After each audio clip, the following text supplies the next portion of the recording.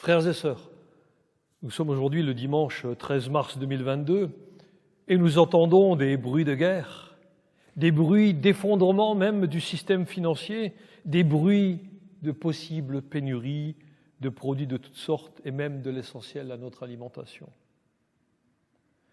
Toutes ces choses peuvent nous faire peur, nous faire appréhender l'avenir.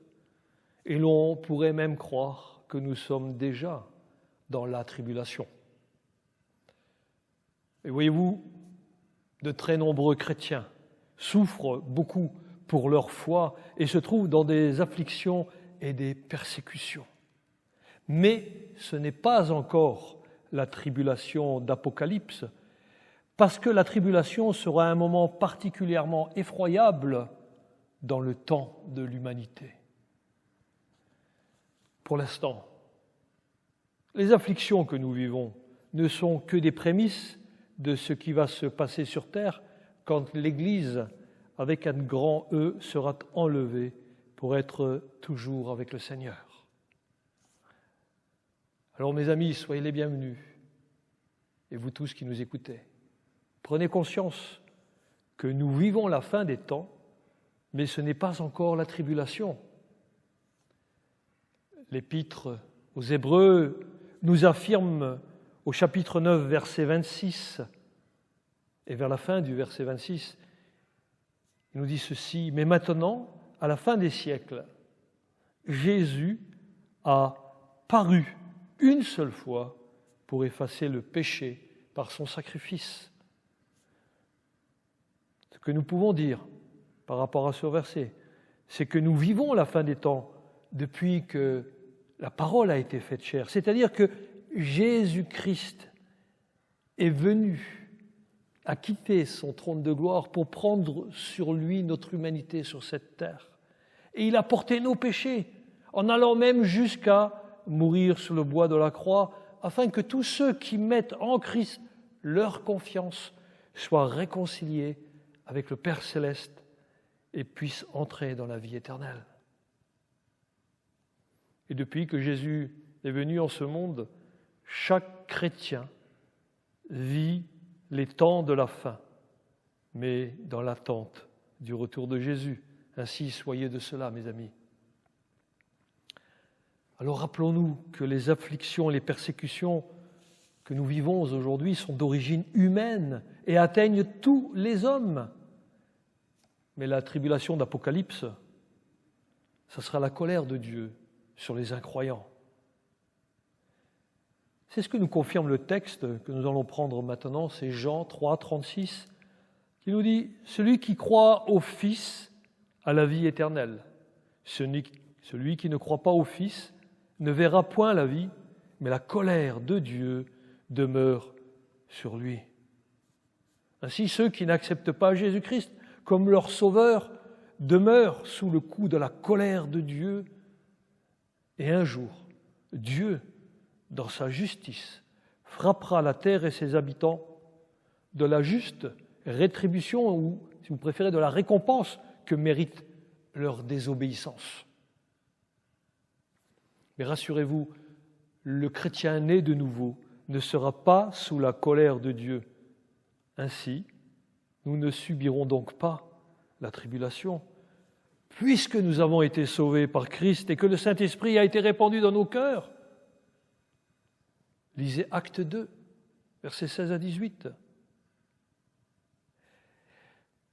Et mes amis, mais pour que la colère de Dieu ne s'abatte pas sur son peuple, il faut vraiment qu'il se passe quelque chose de totalement incompréhensible à la pensée humaine.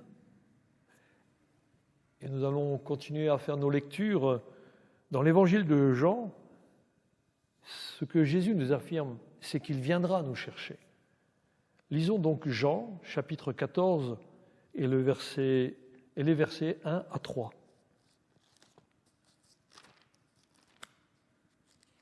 Donc Jean 14, versets 1 à 3, le Seigneur nous dit « Que votre cœur ne se trouble point. Croyez en Dieu et croyez en moi. Il y a plusieurs demeures dans la maison de mon Père. Si cela n'était pas, je vous l'aurais dit. » Et il continue, il dit « Je vais vous préparer une place. Et lorsque je m'en serai allé et que je vous aurai préparé une place, je reviendrai et je vous prendrai avec moi, afin que là où je suis, vous y soyez aussi. Amen. Comprenez bien, frères et sœurs, pour nous, chrétiens, l'avenir n'est pas ici-bas, mais avec le Seigneur en sa présence pour l'éternité. Amen.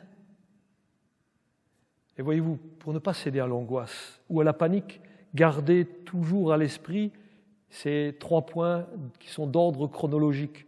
Premièrement, il y a d'abord l'enlèvement. Nous, les croyants, nous passerons de la mortalité à l'immortalité. Nous avons déjà vu cela il y a 15 jours avec les textes de 1 Corinthiens 15 et de 1 Thessaloniciens 4. Ensuite, dans l'ordre, il y aura la tribulation. Elle est encore à venir.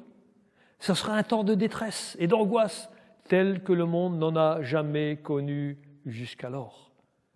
Mais ça, ce sont pour les impies, les incroyants. Ensuite, dans l'ordre chronologique, il y aura le retour de Jésus-Christ en gloire sur la terre avec nous, et ce, pour son règne millénaire, c'est-à-dire le millénium. Amen. Gloire à Dieu, n'est-ce pas? Alors, frères et sœurs, soyons prêts. Rappelons-nous ce qui a déjà été dit. L'enlèvement pourrait avoir lieu à tout moment. Alors, frères et sœurs, soyez prêts. Tenez-vous prêts. Alors, la tribulation est un jour proche, il est prochain. Et ce jour-là, Dieu jugera tous les péchés des hommes. Mais d'ici là, nous sommes encore dans le temps de la grâce. Alors la bonne nouvelle, c'est que pour vous, peut-être qu'il n'est pas trop tard. Alors choisissez, maintenant, aujourd'hui, la vie éternelle en Christ. Pour cela, si ce n'est pas encore fait, il vous suffit d'accepter par la foi le don gratuit de Dieu, le salut, en Jésus-Christ seul. Voyez-vous, nous ne pouvons rien faire pour mériter la grâce. Jésus a payé le prix. Oui, Romains 3, 24 nous dit que nous sommes gratuitement justifiés par sa grâce, par le moyen de la rédemption qui est en Jésus-Christ. Jésus-Christ nous a rachetés.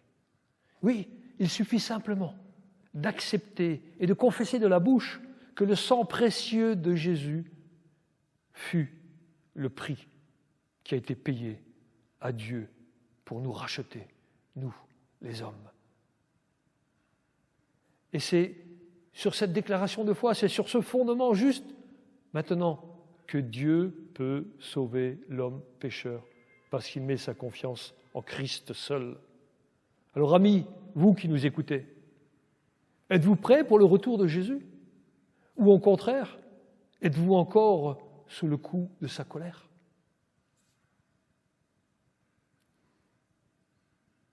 Oui, un jour, il y aura l'enlèvement, mais pour ceux qui ne seront pas pris lors de l'enlèvement, c'est là, à ce moment-là, que la colère de Dieu s'abattra sur le monde pendant une période de 7 ans. Et voyez-vous, de terribles choses vont être vécues par ceux qui vont vivre ici-bas. Il y a même ce terme de grande tribulation qui est nommé. Il est même employé pour décrire les événements effroyables qui se passeront durant la deuxième moitié de la tribulation, donc pendant ce temps de 3 ans et demi.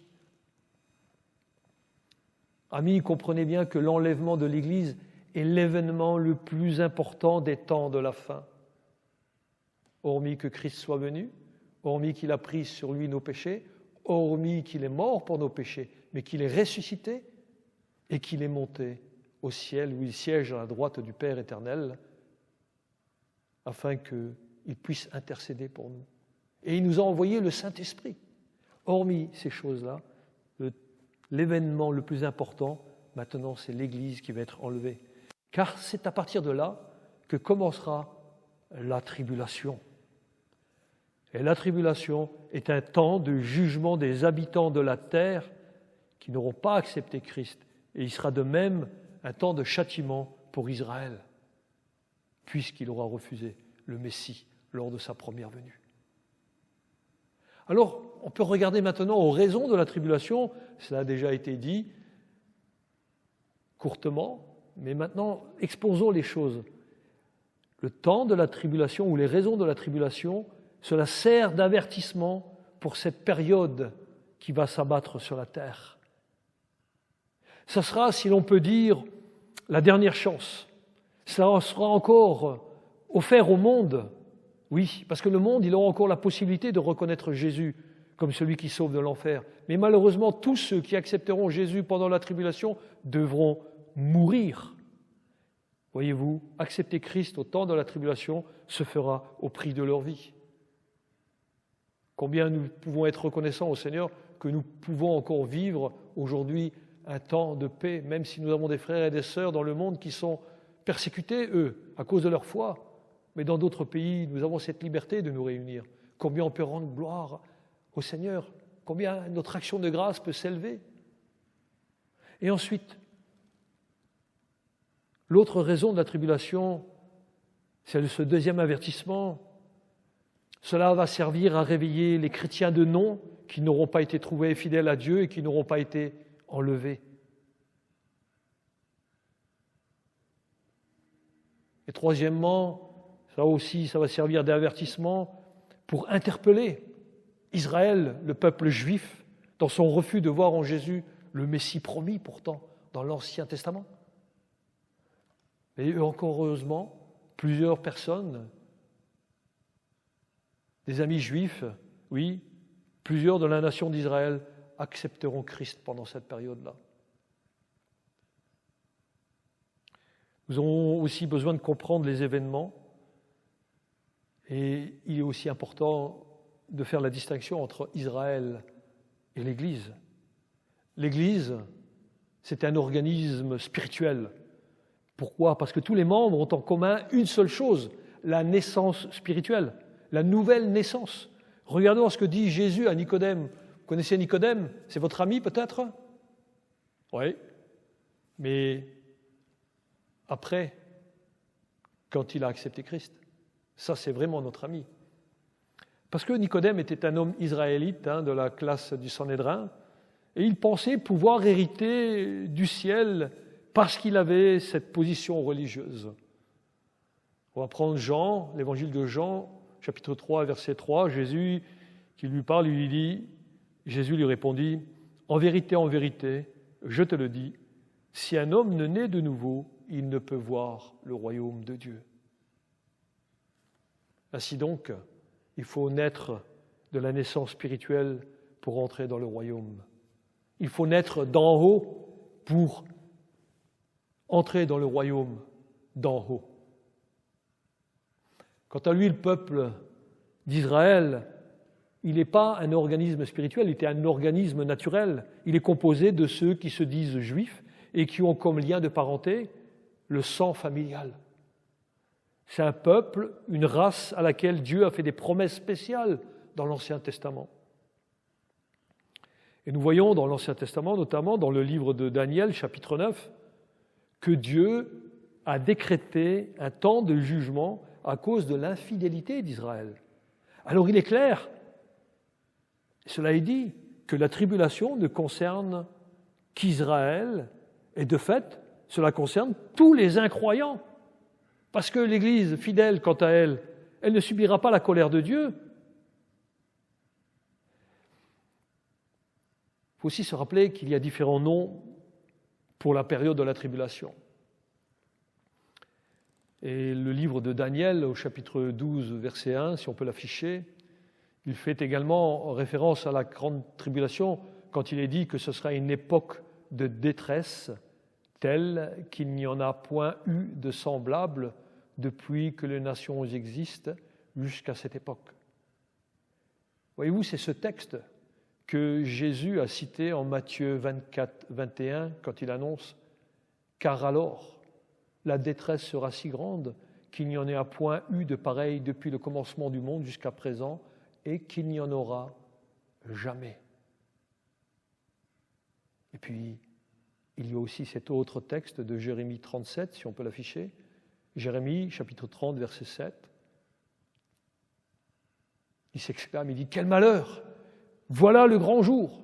Il n'y en a jamais eu de pareil. C'est une période d'angoisse pour Jacob, mais il en sera délivré. Oui, il en sera délivré quand il acceptera le Messie. Mais l'expression « période d'angoisse pour Jacob » fait référence à la persécution et aux catastrophes sans précédent que la nation d'Israël subira de la part de Dieu. Parce que pendant toute cette période, c'est Dieu qui va agir et non plus la nature elle-même. Dieu agira parce que la nation d'Israël a rejeté le Christ, le Messie, qui est venu chez les siens, et les siens ne l'ont pas reçu. Maintenant, frères et sœurs, nous devons être certains de cela. Les Écritures prouvent que le chrétien né de nouveau ne participera pas à la tribulation. 1 Thessaloniciens 4, 13 et 1 Corinthiens 15 précisent que les chrétiens qui sont morts lors de l'enlèvement seront ressuscités à ce moment-là et ils seront élevés ensemble avec les vivants qui seront restés pour aller à la rencontre de Christ dans les airs. En effet, rassurez-vous de cela, en Christ, nous ne sommes pas destinés à la colère de Dieu. C'est précisé en 1 Thessaloniciens, chapitre 1, versets 9 à 10, qu'on va prendre, on va le lire. Voici ce que Paul raconte aux Thessaloniciens quand il dit « Car on raconte à notre sujet quel accès nous avons eu auprès de vous et comment vous vous êtes convertis à Dieu en abandonnant les idoles pour servir le Dieu vivant et vrai et pour attendre des cieux son Fils qu'il a ressuscité des morts. Écoutez bien, Jésus qui nous délivre de la colère à venir. » Voyez-vous, et pour ceux qui ont encore des doutes, faites très attention à ce passage de 1 Thessaloniciens, chapitre 5, verset 9, qui fait cette promesse à nous tous, chrétiens, nés de nouveau. En effet, Dieu ne nous a pas destinés à la colère, mais à la possession du salut par notre Seigneur Jésus-Christ. Amen. Attention, il y a un sérieux avertissement pour ceux qui n'acceptent pas que la parole de Dieu soit la vérité. Vous demeurerez sur terre lors de l'enlèvement. De même, si vous ne vous êtes pas convertis et n'avez pas accepté Christ comme votre sauveur, vous resterez ici-bas alors que l'Église sera enlevée. Alors, peut-être que certains poseront la question, quand est-ce que l'enlèvement aura lieu? Est-ce avant la tribulation? Oui, avec tous ces textes, c'est clair et précis. Et on va prendre aussi le livre de l'Apocalypse. Vous savez, ce livre qui signifie non pas anxiété, comme certains voudraient faire passer comme message, mais qui signifie révélation. Et révélation des choses de Dieu à son peuple, pour dire les choses qui se passeront sur terre pendant que le peuple sera au ciel. On va voir ça. Alors c'est Dieu, si on peut dire, et c'est ce qui est dit dans la parole de Dieu, qui dévoile le plan concernant le monde. Et le Seigneur donne à l'apôtre Jean la tâche de nous informer par ce 66e livre et dernier livre de la Bible.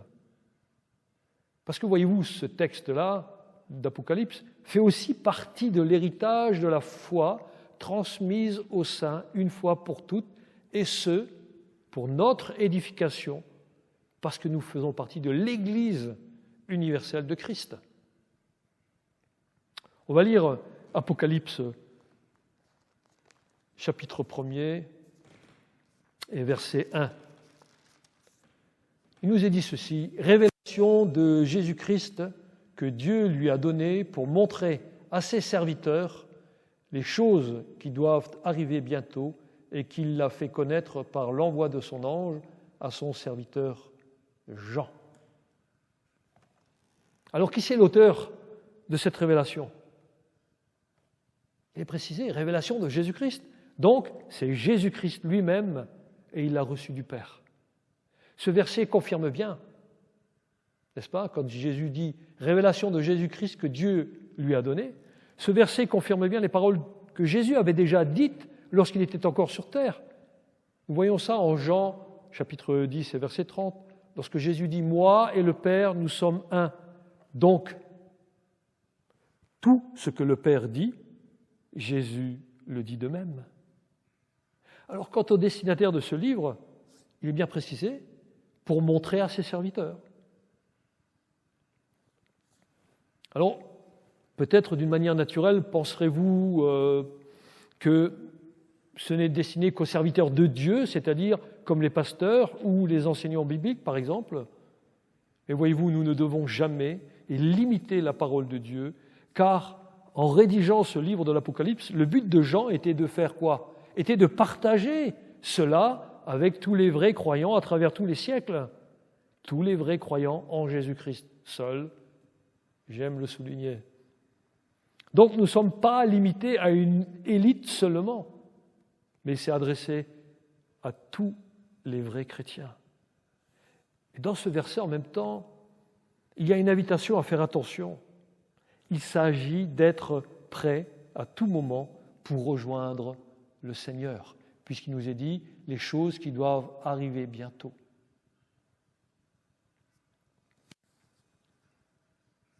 Nous allons prendre un texte en Apocalypse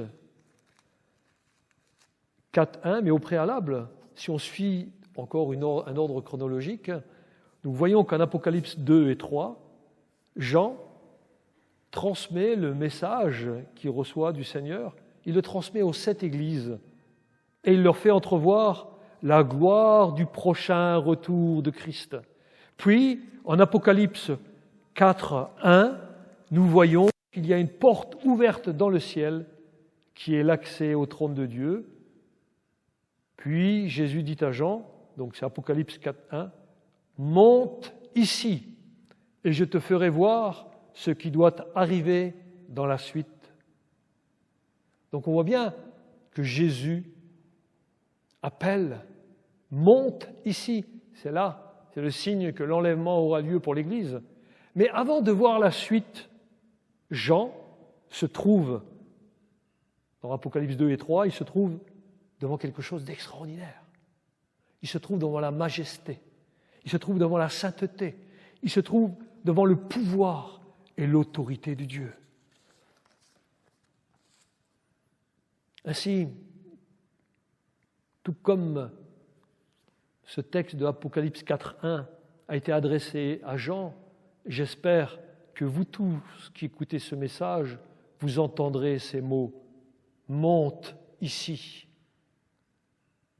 Voyez-vous, là, il y a une évidence certaine. Cela nous parle de l'enlèvement de l'Église pour être comme Jean, en adoration devant le Seigneur.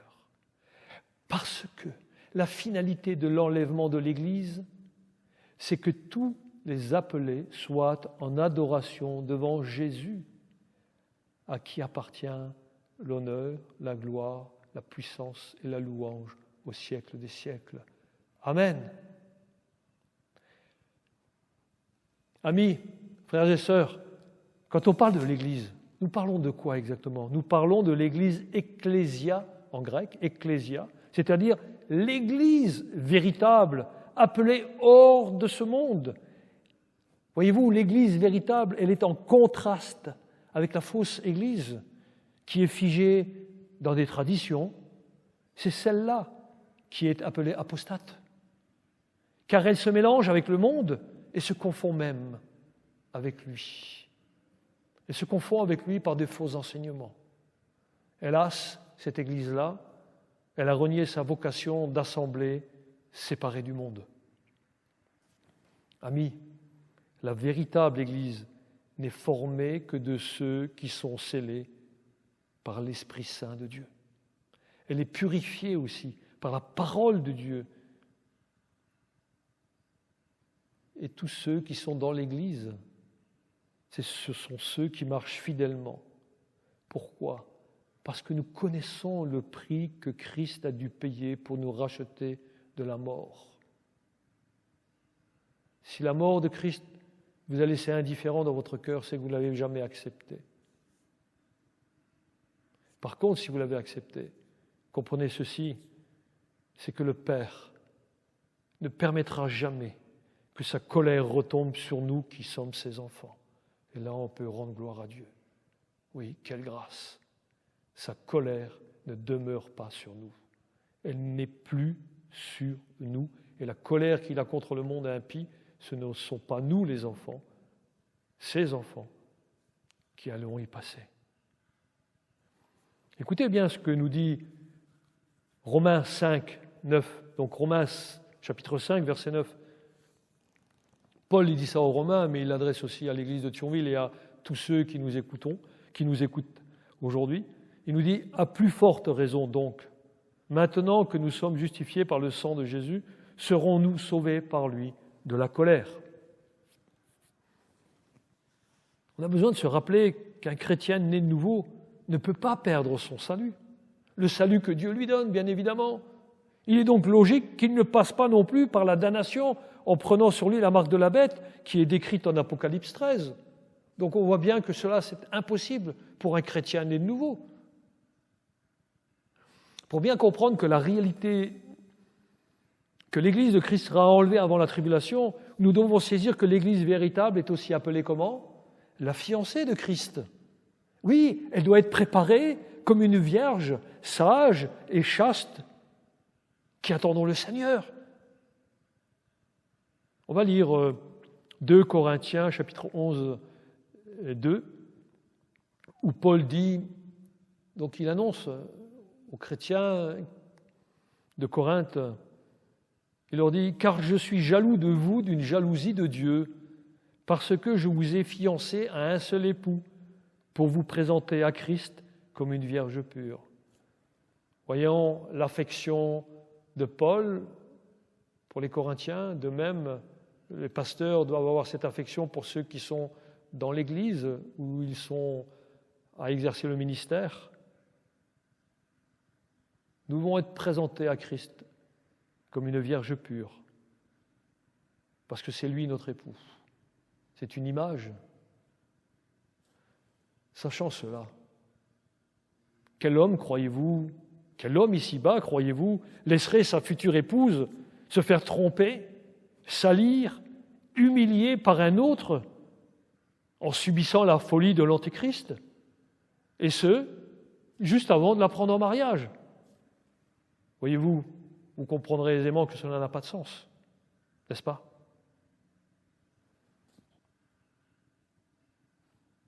Oui, à plus forte raison.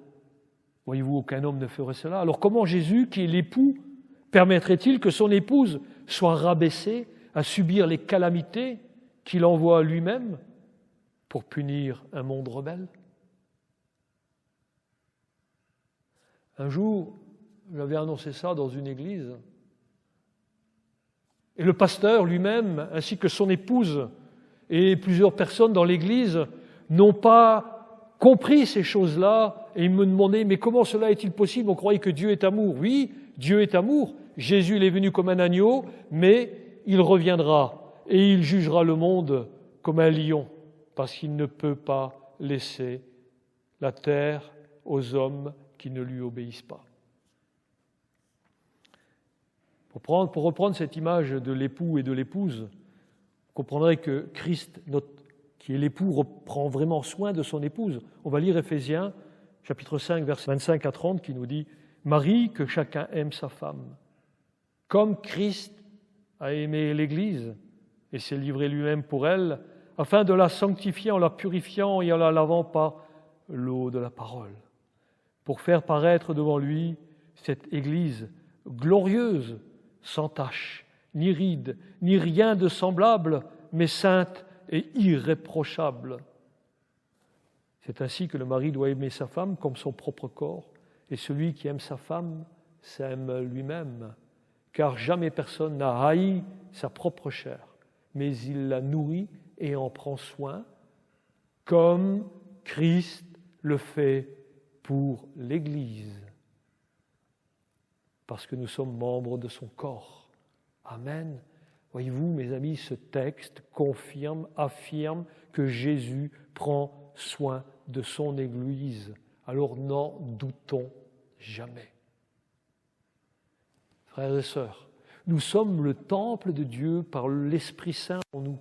Alors continuons à glorifier Dieu, car c'est lui qui est en nous, qui permet que nous puissions triompher sur le péché et sur le mal qui voudrait nous faire trébucher tant de fois. Soyons conscients de cela.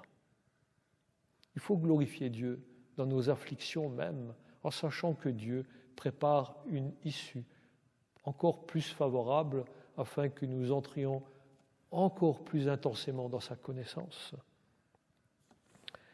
Alors, frères et sœurs, vous voyez bien que Dieu nous ramène toujours à lui. Pourquoi, dans ce cas, nous ferait-il subir sa colère qu'il va exercer sur le monde impie? Et puis, l'Église n'est-elle pas la perle de grand prix du Seigneur? N'est-ce pas pour elle qu'il a donné sa vie afin qu'elle vive à ses côtés? Comprenez bien qu'avec tout ce qui a été présenté, vous ne pouvez qu'être rassurés. Les vrais chrétiens ne subiront pas la tribulation envoyée par Dieu. Alors, ne vous laissez pas ébranler par des raisonnements anxiogènes qui ne servent qu'à vous embrouiller et à vous rendre dépendants de certains faux enseignements. Frères et sœurs, Christ nous considère comme une fiancée ici-bas. C'est son Église. Et cela sous-entend bien que l'Église sera un jour son épouse, et cela se fera au ciel. Et de fait, il y aura quoi à ce moment-là? Eh bien, il y aura les noces de l'agneau.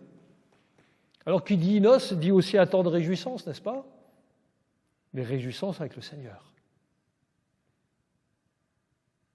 Alors, si nous faisons une projection des événements qui doivent arriver, cela nous fait comprendre qu'après l'enlèvement, il y aura le tribunal de Christ où chacun est récompensé par rapport à son état de cœur pour le service qu'il aura donné, qu'il aura rendu pour le Maître. Et puis, juste après, pour tous, ça sera un temps de réjouissance avec les noces de l'agneau. Et à la fin des noces de l'agneau, il y aura quelque chose, c'est retour sur terre avec Jésus pour aller chercher les vierges sages et entrer dans le millénium. Mais pendant le festin des noces de l'agneau et avant que Christ ne revienne sur terre avec nous, l'Église, que se passe-t-il sur terre? La tribulation. Parce qu'une fois que l'Église véritable est enlevée, la fausse Église, donc les chrétiens de nom, et les gens du monde devront passer par la tribulation. C'est ce que nous lisons en Apocalypse, chapitre 6, versets 1 à 17. On va prendre ce texte. Apocalypse 6, versets 1 à 17. Je fais la lecture. Donc c'est Jean qui parle et qui dit « Je regardais quand l'agneau ouvrit un des 7 sceaux et j'entendis l'un des 4 êtres vivants qui disait comme d'une voix de tonnerre « Viens ». Je regardai et voici parut un cheval blanc. Celui qui le montait avait un arc. Une couronne lui fut donnée et il partit en vainqueur et pour vaincre. Quand il ouvrit le second sceau, j'entendis le second être vivant qui disait « Viens ». Et il sortit un autre cheval, roux. Celui qui le montait reçut le pouvoir d'enlever la paix de la terre afin que les hommes s'égorgent les uns les autres, et une grande épée lui fut donnée. Quand il ouvrit le 3e sceau, j'entendis le 3e être vivant qui disait « Viens ». Je regardai et voici parut un cheval noir. Celui qui le montait tenait une balance dans sa main. Et j'entendis au milieu des 4 êtres vivants une voix qui disait « Une mesure de blé pour un denier, et 3 mesures d'orge pour un denier, mais ne fais point de mal à l'huile et au vin. » Quand il ouvrit le 4e sceau, j'entendis la voix du 4e être vivant qui disait « Viens ». Je regardai, et voici, parut un cheval d'une couleur verdâtre. Celui qui le montait se nommait la mort, et le séjour des morts l'accompagnait. Le pouvoir lui fut donné sur le quart de la terre pour faire périr les hommes par l'épée, par la famine, par la mortalité, par les bêtes sauvages de la terre. Quand il ouvrit le 5e sceau, je vis sous l'autel les âmes de ceux qui avaient été immolés à cause de la parole de Dieu et à cause du témoignage qu'ils avaient rendu. Ils crièrent d'une voix forte en disant « Jusqu'à quand, Maître saint et véritable, tarderas-tu à juger et à tirer vengeance de notre sang sur les habitants de la terre ?» Une robe blanche fut donnée à chacun d'eux et il leur fut dit de se tenir en repos quelque temps encore, jusqu'à ce que soit complet le nombre de leurs compagnons de service et de leurs frères, qui devaient être mis à mort comme eux. C'est pendant le temps de la tribulation, mes amis. Ensuite, Jean nous dit « Je regardais quand il ouvrit le 6e sceau, et il y eut un grand tremblement de terre. Le soleil devint noir comme un sac de crin, la lune entière devint comme du sang. Et les étoiles du ciel tombèrent sur la terre comme les figues vertes d'un figuier secouées par un vent violent. Le ciel se retira comme un livre qu'on roule, et toutes les montagnes et les îles furent remuées de leur place. Les rois de la terre, les grands, les chefs militaires, les riches, les puissants, tous les esclaves et tous les hommes libres se cachèrent dans les cavernes et dans les rochers des montagnes. Et ils disaient aux montagnes et aux rochers, « Tombez sur nous et cachez-nous devant la face de celui qui est assis sur le trône et devant la colère de l'agneau. Car le grand jour de sa colère est venu, et qui peut subsister ?» Frères et sœurs, si vous avez suivi la lecture, faites attention à la chronologie des événements. Dès l'instant où le premier sceau est brisé, la colère de Dieu va s'abattre sur la terre. Apocalypse 6, 17 nous le dit, Car le grand jour de sa colère est venu et qui peut subsister ? Effectivement, lorsque la voix dit « Viens », c'est comme si Christ disait au cavalier « Va accomplir l'œuvre pour laquelle tu t'es préparé ». Ici, chacun des 4 chevaux et de ces 4 cavaliers sont comme un canal de jugement de Dieu et qu'il va envoyer pour punir la terre et ses habitants. Il est bien marqué « Qui peut subsister devant la colère de l'agneau ?» Donc on voit bien que c'est la colère de l'agneau, donc la colère de Christ qui s'abat sur le monde. Jusqu'à présent, voyez-vous, il y a eu des vaines philosophies au niveau mondial qui sont répandues et qui ont dévasté les nations. Il y a aussi eu, donc ça nous parle de la fausse paix, il y a aussi de terribles guerres qui ont ravagé les continents, des affreuses famines qui ont balayé les pays, des pestes ou des virus de diverses sortes qui ont décimé les populations. On en est encore à ce point aujourd'hui. Voyez-vous, ces choses ne sont pas nouvelles, n'est-ce pas ? Mais maintenant, là, dans le texte que nous avons lu dans Apocalypse 6, c'est l'heure de la tribulation.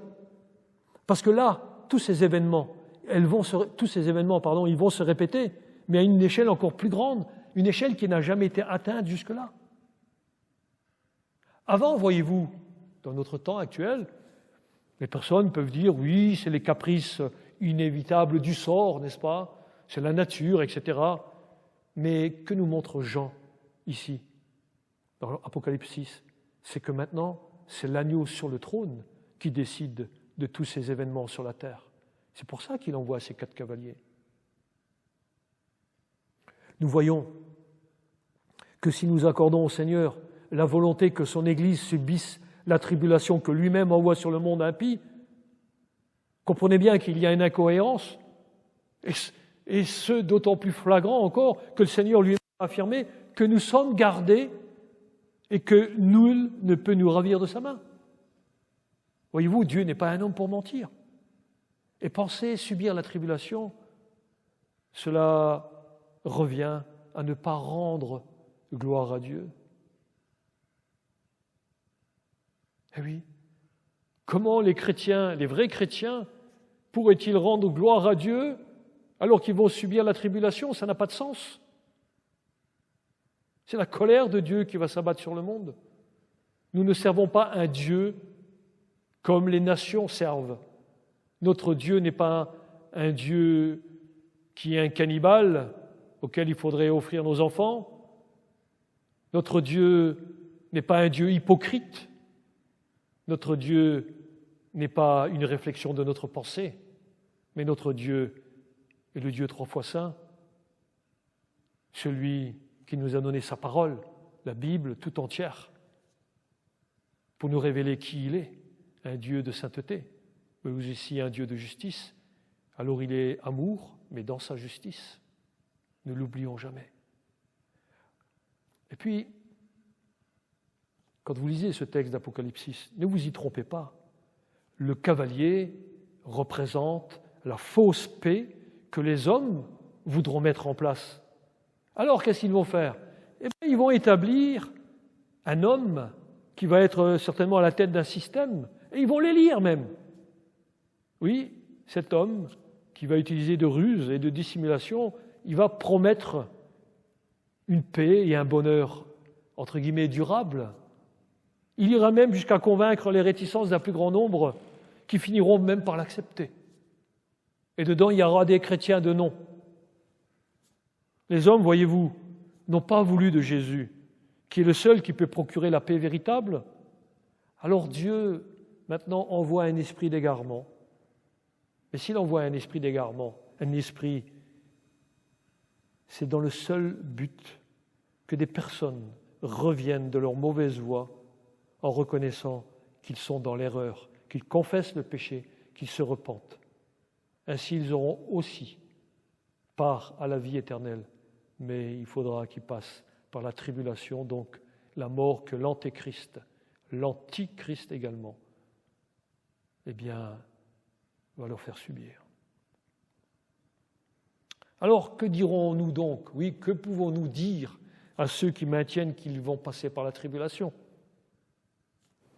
Ma foi, préparez-vous alors à être torturés, si telle est votre espérance. Puisque vous-même, vous vous destinez au tourment en annulant justement la grâce de Dieu de pouvoir y échapper. Mais maintenant, si c'est la vie de Jésus qui coule en vous, elle va aussi maintenant influencer votre marche spirituelle pour vous affermir dans la foi. Alors, prêtez très attention à la parole de Dieu, car la tribulation, elle est destinée uniquement à ceux qui n'ont pas tenu leur rang devant Dieu. Voyez-vous, l'objet de la tribulation, c'est d'interpeller ceux qui ont justement perdu leur rang devant Dieu afin de les amener à revenir à Christ avant que la mort ne vienne les chercher. Ainsi, la tribulation est une période future, à l'heure que je vous parle, au cours de laquelle le Seigneur accomplira au moins 2 aspects de son plan. Sa discipline, premièrement, donc sa discipline envers la nation d'Israël, ça nous est rappelé en Daniel 9, verset 24, et puis aussi son jugement sur tous les habitants de la terre. Nous l'avons lu, Apocalypse 6, et plus particulièrement donc dans le verset 17.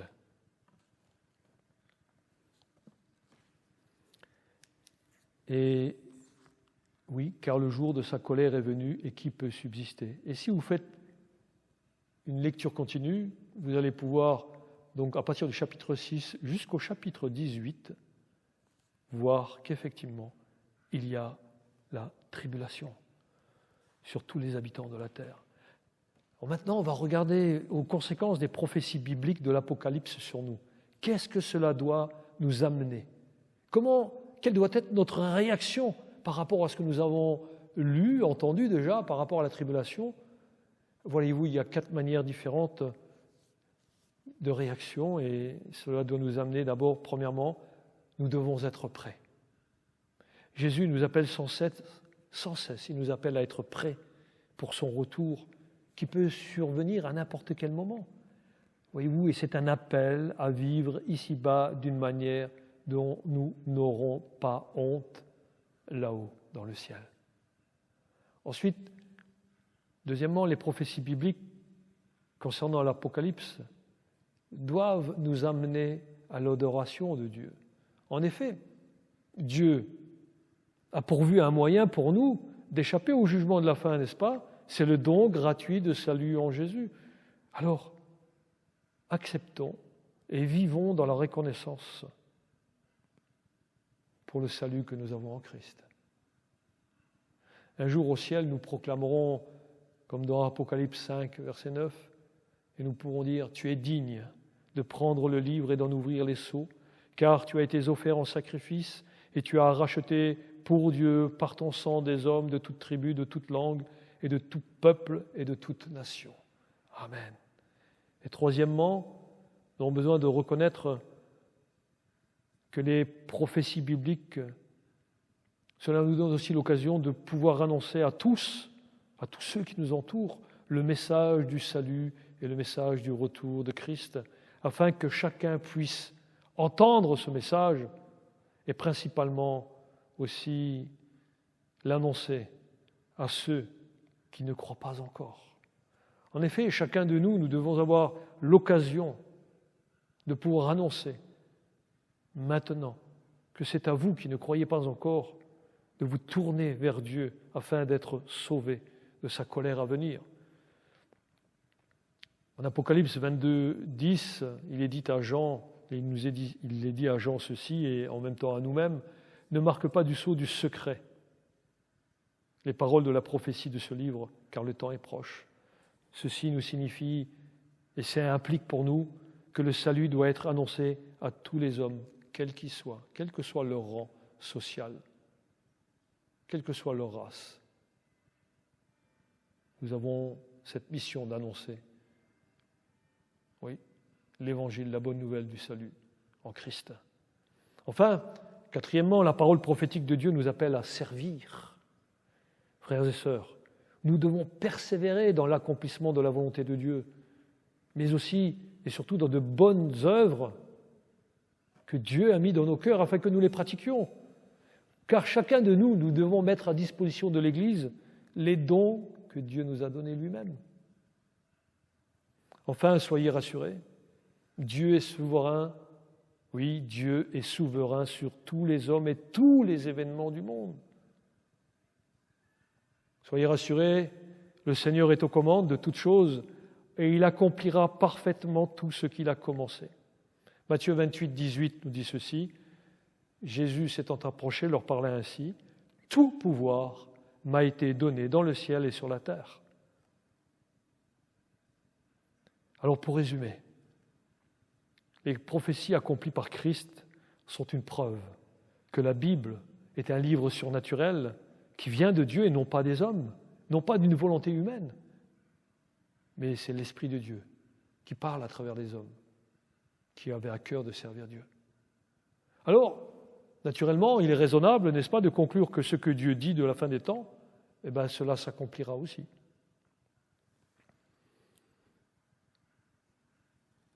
Si vous avez mis votre confiance en Jésus, si vous avez mis votre foi en lui, et vous l'avez accepté comme Sauveur et Seigneur, attendez sa venue. Oui, nous attendons sa venue avec un cœur plein d'une heureuse espérance. Et je terminerai par la lecture de Tite, chapitre 2, versets 11 à 15, qui nous parle justement de la sainte doctrine. « Car la grâce de Dieu, source de salut pour tous les hommes, a été manifestée. Elle nous enseigne à renoncer à l'impiété et aux convoitises mondaines et à vivre dans le siècle présent selon la sagesse, la justice et la piété, en attendant la bienheureuse espérance et la manifestation de la gloire de notre grand Dieu et Sauveur Jésus-Christ. Il s'est donné lui-même pour nous afin de nous racheter de toute iniquité et de se faire un peuple qui lui appartienne, purifié par lui et zélé pour les bonnes œuvres. Dis ces choses, exhorte et reprend avec une pleine autorité, que personne ne te méprise. » Je vais conclure. Oui, frères et sœurs, que dès à présent, nous cultivions l'adoration dans la joie de connaître Christ comme notre Seigneur et Sauveur. Alors, paix et grâce sur vous et dans vos cœurs, dans le beau nom de Jésus. Amen.